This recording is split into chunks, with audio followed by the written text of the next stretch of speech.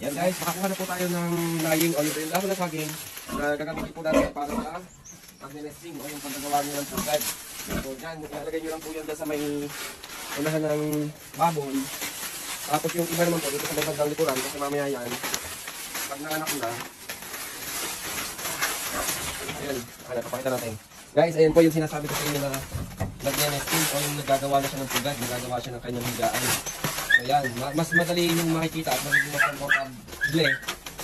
Ang ating hinihintay, meron siyang ganyan. Lagay mo na Justin doon, lagay mo sa lahat. At lagay mo sa may unahan. Oo! At po yan ay meron siyang ginaganyan, mas mabilis siyang mag-labor. Kasi parang feel na feel niya na meron na siyang komportableng hihigaan. Ayan. So yung atin pong carrying pen na nandoon ay may laman po. So ang ating inahin po na mga nakitatlo, apat po ito. Kaya puno po yung ating carrying pen. So yan, baka po meron ako ito sa mga extra inahin na nanganak yan. Ito po nilalagay. So wala po siyang, hindi siya elevated at wala rin po siyang plastic marking.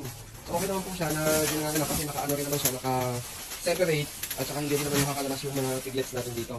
So yan, ang ating towing pen, budget meal na carrying pen. So yung mga ganyan po, nakatulad natin na walang budget, ayan po. Okay po, okay naman po yan. Ang ano lang po dito ay yung ating mga activities, saka yung ating mga supplements sa ating mga baboy. So, saka yung importante siya ang ating genetics. So, ang ating genetic ng baboy ay PIC po 1040. Ayan, si South number 12. Ayan po. At meron po tayong next na mga anak. So, yung ang due date po niyan ay August 1. So, ngayon po ay July 31. So, parang ma-advance po siya ng isang araw at nag-ano na po siya, nag-labor. Pero hindi pa rin po ito mga anak ngayon. Within 6 to 8 hours pa po yan bago magsimula mga anak. So, parang nag-labor pa lang po talaga siya. So, baka possible mamayang gabi, mag-start na po siyang mga anak or bukas po ng madaling araw. So, abangan po rin natin at i-update ko sa inyo kung ano magiging result ng ating inahin ng mga anak kayo na inahin number 12. Ayan po. So, i-update ko po kayo mamaya kung anong oras siya mga anak. Ayan po guys, keep watching at kasama po natin ang ating dalawang DMTV teams. Nakatulong natin ngayon. Tapos isa po natin DMTV teams ay nasa school at nag-aaral. Ayan. Okay po. Yung iba naman po pala ay nasa umuwi na sa kanila at nag-aaral lang po. Ayan po. Bye-bye guys. At keep watching.